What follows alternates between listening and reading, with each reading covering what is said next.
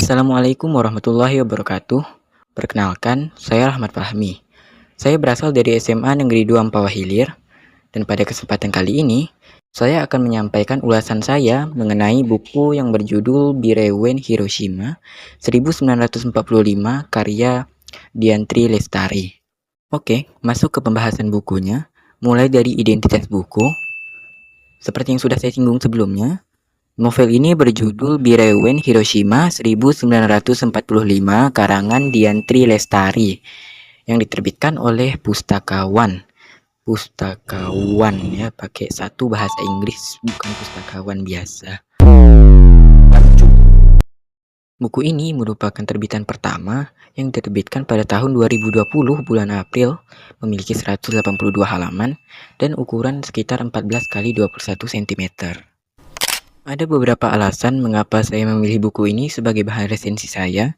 Yang pertama itu dari covernya yang simple tetapi nyaman untuk dilihat. Di sini ada gerbang Jepang, lalu ada gunung, matahari, dan bunga sakura yang berguguran. Lalu sisanya dibuat warna putih supaya judulnya terlihat jelas. Yang kedua itu dari judulnya sendiri, yaitu Bireuen Hiroshima 1945. Saya lumayan tertarik dengan sejarah, dan di sini 1945 menunjukkan bahwa ini adalah buku fiksi, novel fiksi yang mengambil latar sejarah yang nyata. Masuk ke profil penulis. Jadi ketika buku ini diluncurkan, beliau adalah salah satu guru di SMP Negeri 1 Mempawah Timur. Sebelum novel ini diterbitkan, beliau telah mempublikasikan beberapa antologi cerpen dan antologi puisi dengan penulis lainnya di tahun 2012 dan 2013 silam. Contohnya ada Talenta Para Pengukir Tinta Emas, ini adalah antologi puisi tahun 2012. Lalu ada Veteran yang merupakan antologi cerpen yang tahun 2012 juga. Lalu ada Bulan Sedang Lepas Dari Tuhan, antologi puisi tahun 2012. Dan Arus, antologi cerpen pada tahun 2013. Dan novel Bireuen Hiroshima ini merupakan karya tunggal pertamanya yang terbit tahun 2020.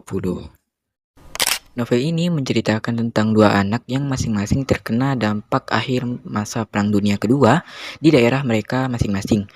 Anak pertama bernama Fatimah yang merupakan gadis yang baru menyentuh usia remaja, dan Fatimah hidup bahagia bersama keluarganya di sebuah desa di Kecamatan Pandrah, Bireuen, Aceh Utara yang sangat terikat dengan adat setempat.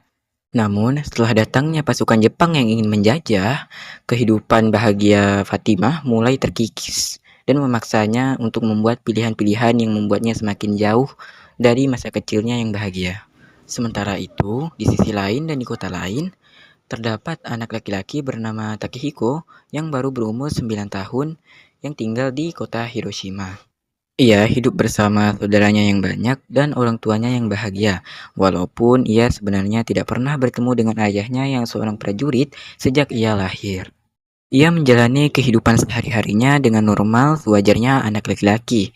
Namun, terjadi suatu insiden yang membuatnya harus berubah menjadi pelindung bagi sosok adiknya yang masih bayi. Setelah saya membaca dan menamatkan novel Bireuen Hiroshima 1945, saya menemukan beberapa kelebihan dan kekurangannya.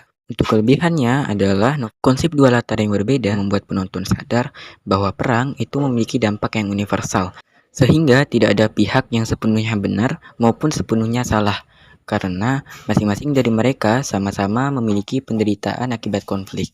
Kekurangan dari novel ini adalah beberapa karakter tidak memiliki pengembangan karakter yang mendalam, sehingga peran mereka terasa sangat terbatas di dalam alur cerita. Sebagai kesimpulan, novel ini sangat layak dibaca karena ceritanya tidak hanya menjelaskan tentang sejarah, tetapi juga menekankan rasa kemanusiaan, rasa empati, serta dampak perang terhadap kehidupan individu.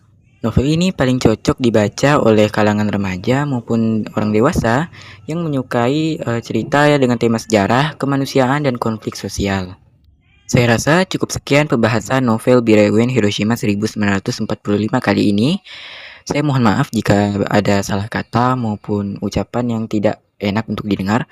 Sekian dari saya. Wassalamualaikum warahmatullahi wabarakatuh.